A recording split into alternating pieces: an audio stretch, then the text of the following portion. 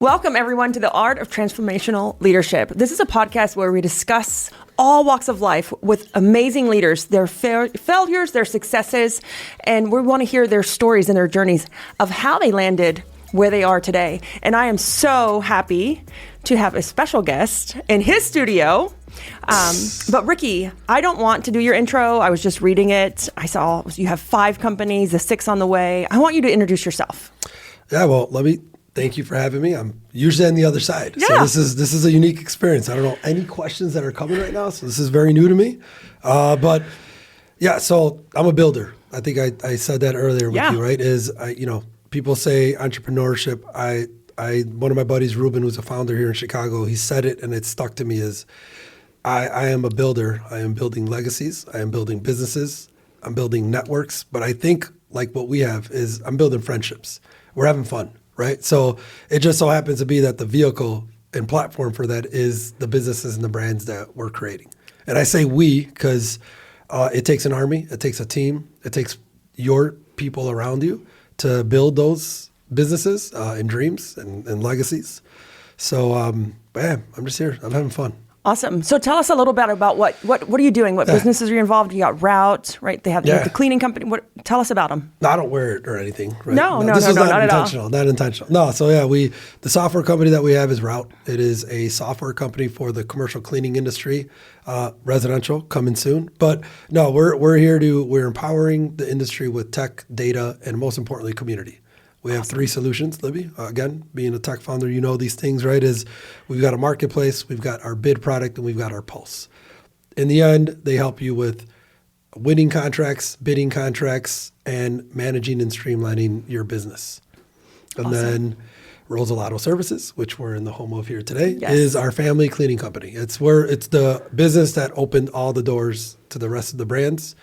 I have over 24 family members in the business. We've got over 300 employees around the Midwest. I say 700 team members because I even count the employees of the affiliate partners that we have, Libby. Mm-hmm. They're part of the team. Right? Absolutely. So that is a reach that we have. We've got the awesome podcast called Cleaner and Cocktails. We do live events as well. RPG is my commercial cleaning.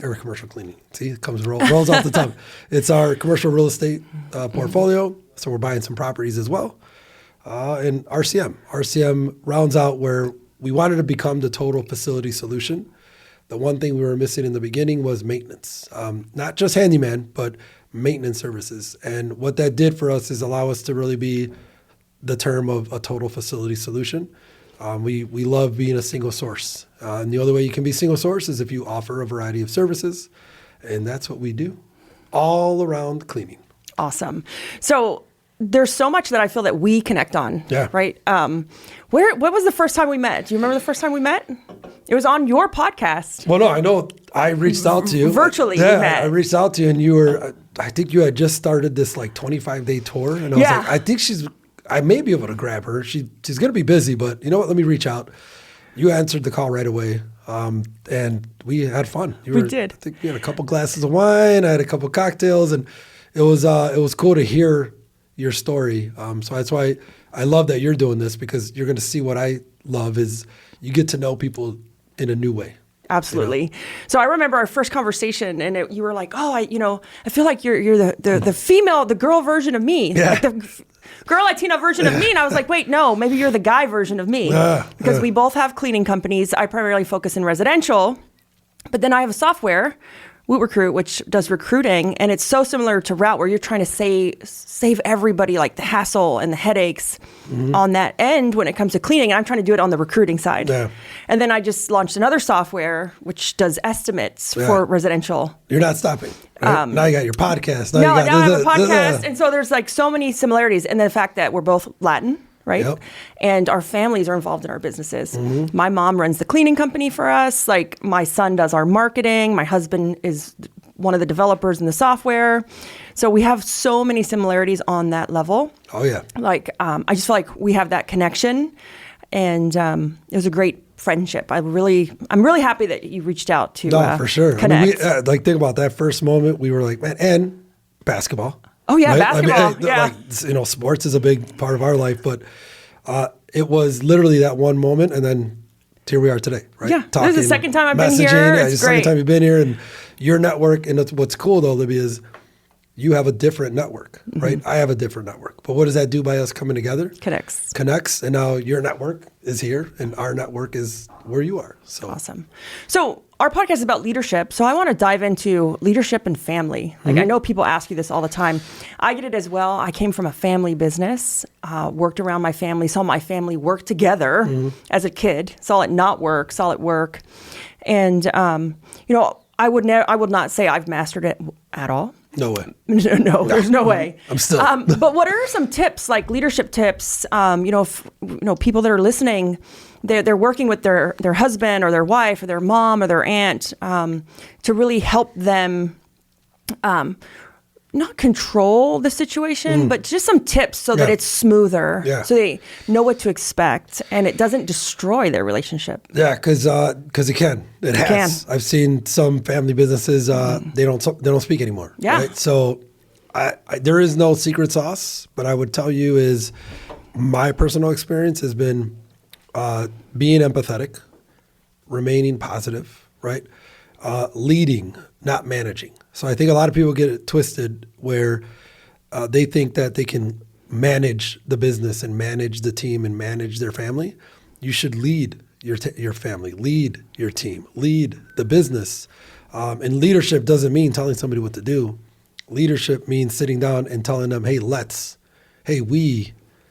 like you use different words on bringing people in because it's lonely at the top. You don't want to be on the top by yourself. You actually want to be on the bottom and have everybody else above you, right? So, and family will take it the wrong way sometimes, and family is passionate. So they want to help more than they actually should, which isn't a bad thing. So I'd say empathetic, positive, but communication.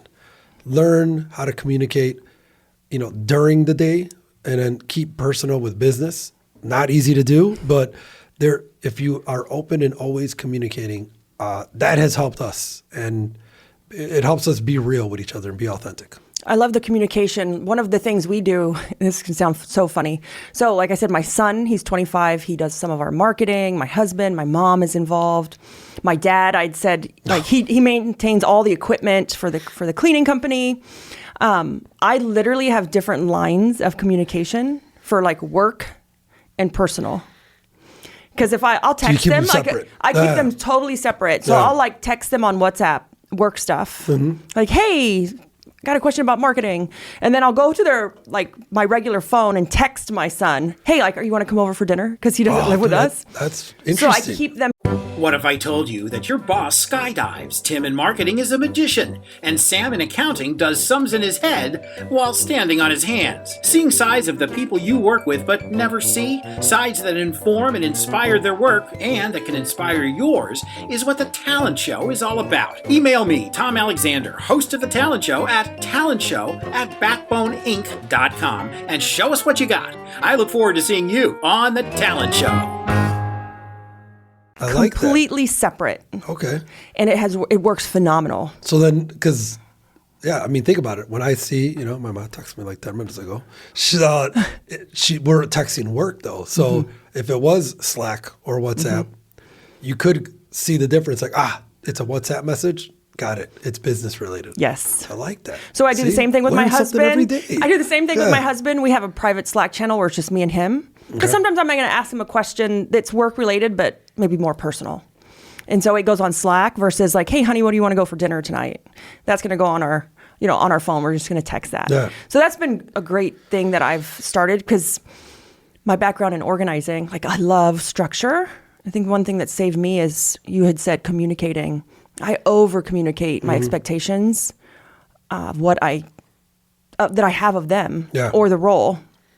And I'm not going to just pay you because you're related to me. Yeah. You have to produce, or we have to hire someone that's going to do it. Yeah. High performing. Right? You got to communicate that like this is performance based. Yes. Not family based. Like if you don't perform, take emotions out. Absolutely. You just didn't perform. And just being totally honest and upfront from the beginning has also saved me because, like I said, I come from 4 generations of business, like family business, and I've seen it destroy my family, bring them closer together. And I'm like, And it was funny because when I first started, none of my family worked with me. But as I grew, the companies, same thing. They loved the culture that I had, and I was having this great time. And they're like, literally, my mom took a pay cut to come work for me. Dude, cheers. Seriously, like, my mom did the same thing. And she's like, she got disrespected the last time at her job because my dad had retired from the family business, and then my mom just got a job. Like, she's like, I'm bored. Yeah. And she said that was the last time, and she's like, can I come work for you? My son said the same thing. My husband ended up there. They haven't gone back. No, they've never gone back. Or they've never left, actually. Never left. And I'm a hard person to work for. Well, you're go, go, go too, man. Yeah. So let's speak of go, go, go. Like, what having your family or great teams around you, like, what has that done for you? Yeah. So we talk about time, right? And I'm always working on time management. I'm guilty of not understanding time sometimes. Do you know there's no such thing as time management? See, there you go. So now I don't got to worry about it. But no, like seriously, it's not easy. Like I don't understand how people can live by like a calendar and a time and a this. Things happen, especially when you're go, go, go. But I would tell you what has happened is I've taken time as the biggest capital that I have, right? The biggest value that I have. So I don't care about how much I get paid. I care about how well the companies can do. And if the companies can do better and better as I bring more people on, smarter people, hardworking people, to take more of that time away, to lead and manage the business, right? Lead. I get some of that time back to go, go, go, right? I can go start something else. I'm not the greatest at execution, right? My team would tell me all the time, like, Rick, you've got all these ideas, and I work on getting the people in place to execute them. Because again, I would waste a lot of my time trying to do that. Hello, this is Michael Vandervoort from the Drive-Thru HR podcast, where we discuss ideas, trends, and activities that impact HR, talent, HR technology in the workplace. Our focus is on expanding knowledge and igniting curiosity as we hear directly from people who are shaping the future of the HR industry. Join us. In a nutshell, it comes out of time. Time is my biggest value that I have. Yeah. I love that. Years ago, I got certified in time management. So you got certified in time management? And it was kind of on the organizer side, because along with my cleaning business, we have an organizing division inside, because that's originally how we started. Well, Libby, here comes the podcast host coming at me. So no, dude, organizing.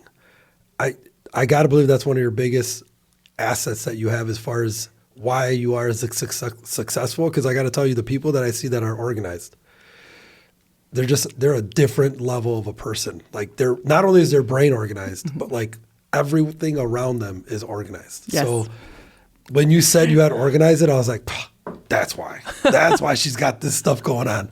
You should see the systems and processes we have in Organize It. That's the cleaning company. Beautiful. It's just a sickness, a gift and a sickness. It's a gift, though. The sickness and a gift. But when I worked on getting certified in time management, I thought, I'm going to teach people how to manage time. And it's all there's no such thing. You can't manage something you have no control over. No control. You can't. So I do live by my calendar.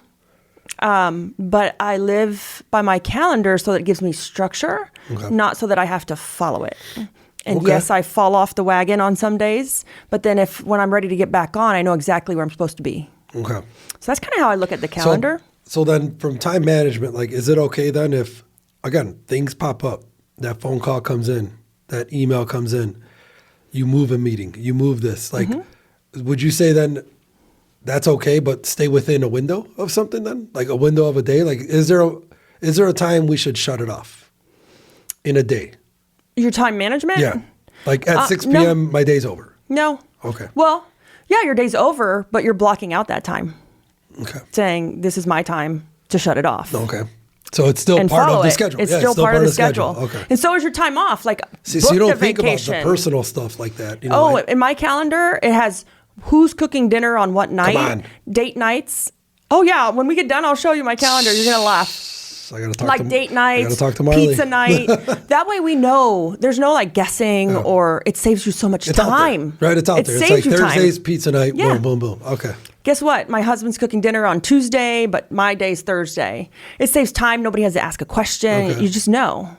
So besides you're managing organizing the your time, mind to be prepared. yeah. Right. So you had said, you're not good at it, managing time. One thing that I have spent this year dedicating is to learn more about myself. Okay. And you had said you're not that, like, you struggle. You have all these great ideas, but execution and time. There's this really great book, and it's called The Entrepreneur Personality Type. Okay. They call it the EPT. Okay. But he talks about the things we all struggle with, like all these ideas. And when I read that book, it was like, oh my God. That's me. He understood me.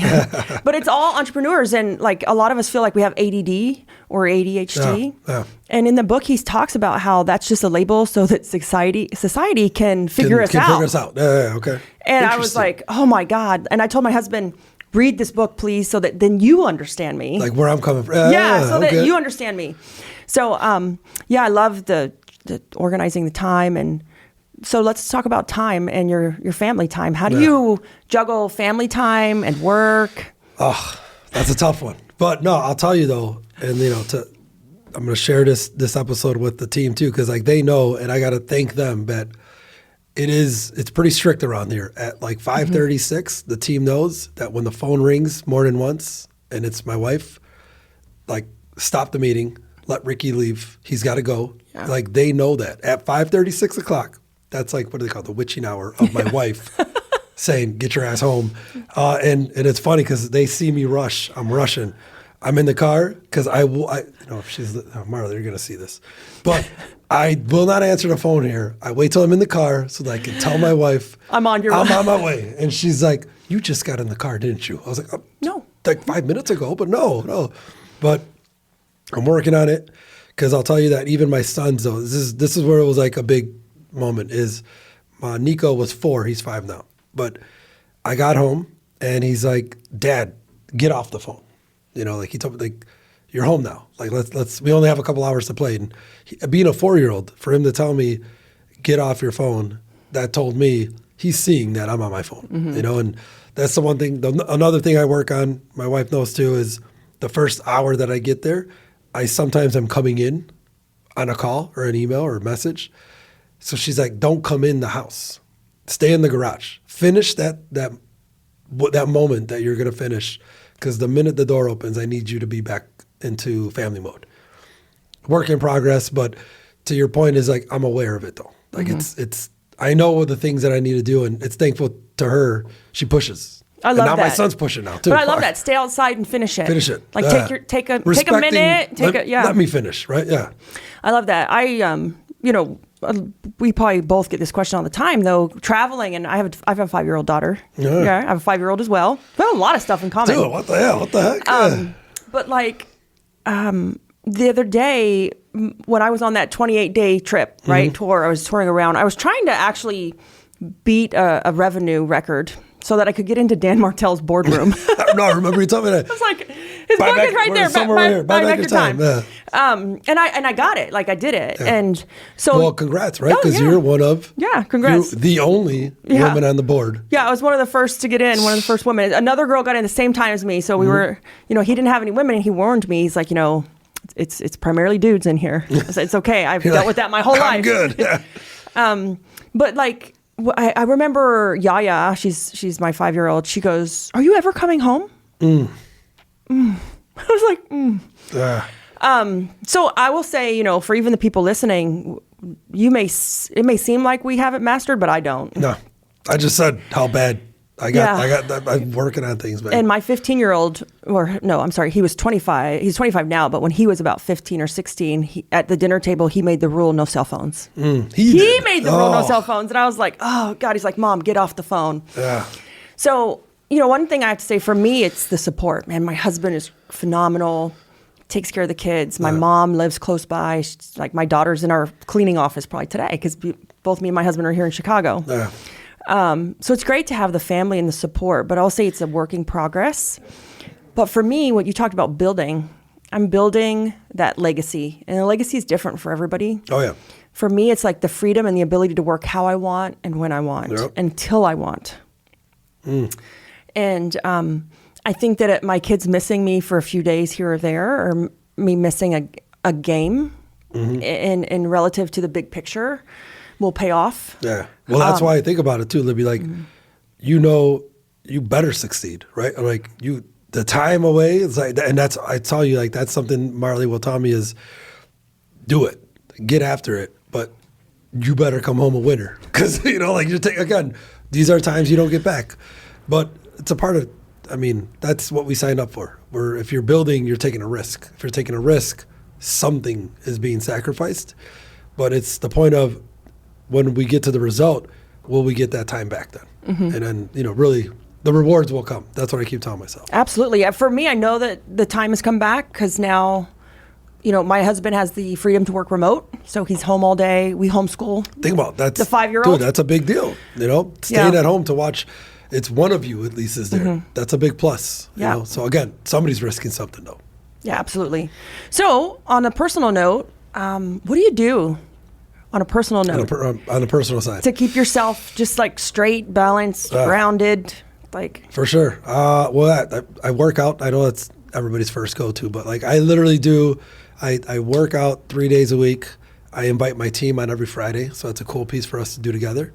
And then I do, as much as I can, I do my morning runs, right? So, and I've started to document those, and I'll FaceTime, because I've started to do them now and actually share it with my son.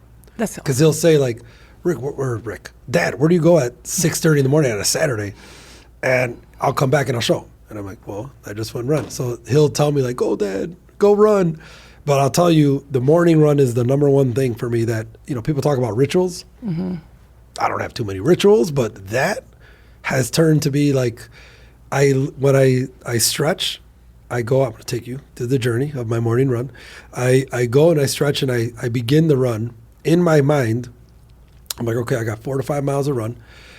I like a word of the day type of concept that I do. So I'm like, I don't know it going into the run. Oh, okay. But I use the time while I'm running to think about the past week or month and think of a moment that I was like, man, if it wasn't for X, I wouldn't have got through that, or I wouldn't have seen this, or I wouldn't have failed. So by the end, on purpose, I'm sweating. Probably not the best time to take a FaceTime. I'm like, this is it. This is when I take the FaceTime. To document that moment, I go back. I have a library of all those morning runs to just remember the moments that were good or bad and what word like defined that moment. So I don't know if a morning run is what you call a hobby, but no, I do. I work on myself. Health is the biggest thing that, that you do have control over your health, over your mind, your body, your soul. So that's 100%. Awesome. I am huge exerciser as well. One of the things me and my husband started to do, we couldn't do date nights. Like it just, the world would fall apart every night. Like never failed between, my 25-year-old doesn't live with us no more, but I still have a 15-year-old and a 5-year-old. And then 3 businesses, and it's like never fails, date nights. Kid is sick or somebody quit or like something happened. So we started to do date mornings. Breakfast. Phenomenal. No, we actually walk. Oh. So we just walk around the outside of the block of the house for 30 minutes, cup of coffee, 5:30 in the morning. And so someone asked me, well, what do I do if I have small kids? Well, my 15-year-old is home, still sleeping, so he can watch. Yeah, you're good. They're still sleeping. Yeah. But we just walk around the outside of the house. It has been phenomenal. Unbelievable. I got to try that. Just 15, 20. We started 15 minutes and we went to 20. Now we're a little extreme. We're like almost an hour. We're now running and walking together, and then we stop and then we go do our own workouts. Yeah. But think about it, Libby. Oh man, I'm going to take that one from you. Just because I'll tell you, again, your spouse or your partner, it's the number one person that's going to be in your side besides your mother, father, and immediate family. All she ever asks is for stuff like give me 30 minutes, right? Like let's get 1 hour that I want to know what's going on in your day. Like, what was the big win that you had? We don't get to do that all the time. So that's when I see frustration. When people talk about how do you guys, why are you guys always happy, or why is it, we're not always happy, right? But I know what does make her happy is, tell me about the day. Like, I just want to know. I want to be in the know of what you did yesterday and what you got going on. Because what pisses her off is when she finds out about something, she's like, I didn't know about that. It's like, damn. So I'm going to take that. It's great. We've been doing them since May, and we haven't missed a day. We do them every single day. Damn. No, you don't have to do them every day. Cadence. It's cadence. It's we get up at 5:30 in the morning. It's a ritual. We do it with coffee in our hand, casual. But it's been great because it's a moment of like inspiration, imagination, talking, thought. Some of it's business, some of it's not. Some of it's like where we want to do next, vacation, kid stuff, like you name it. You don't get that time all the time. But it's before the day starts. It's before the chaos of the day, and then from there we work out separately because we do different things. Okay. But and then cadence. I'm in this challenge right now. It's actually a Dan Martell challenge. It is so. He's got a lot of challenges, dude. It is so hard. It's the exercise 45 minutes a day. It is post to social media 3 times. And your story reminded me of this cadence. And everyone's like, why post to social media 3 times a day? And then reach out to 5 new people every day. Review your goals 3 times a day. And read 10 pages in a book a day. Wow.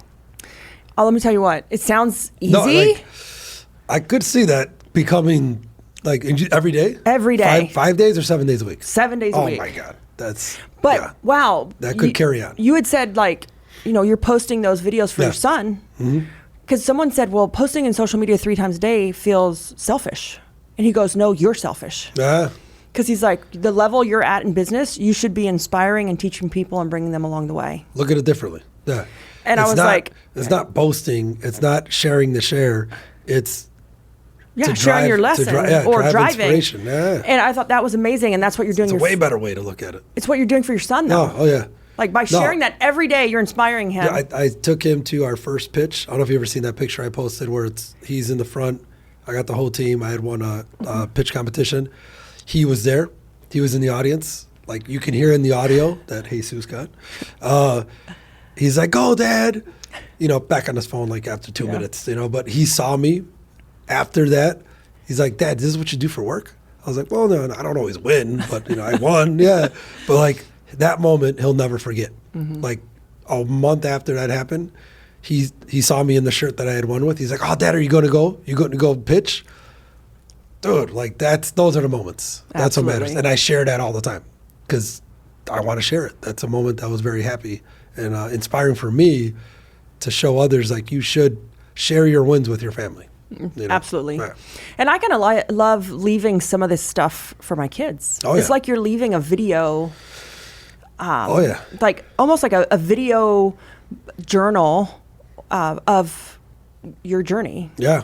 Well, think about it, Libby. Like the first couple of years you were in business, I know I'm pissed.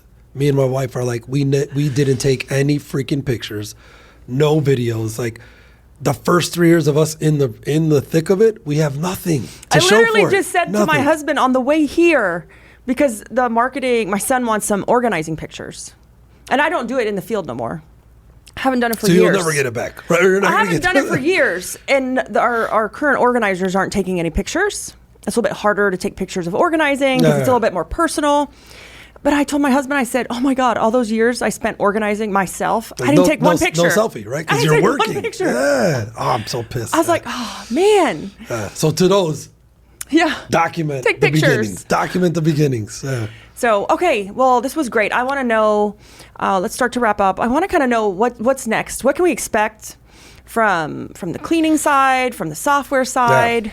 Right? What can we expect? I would tell you, because this is what we've had the vision for the last 3 years, Libby, as we've been building the cleaning company, building the maintenance company, building, the podcast and the software.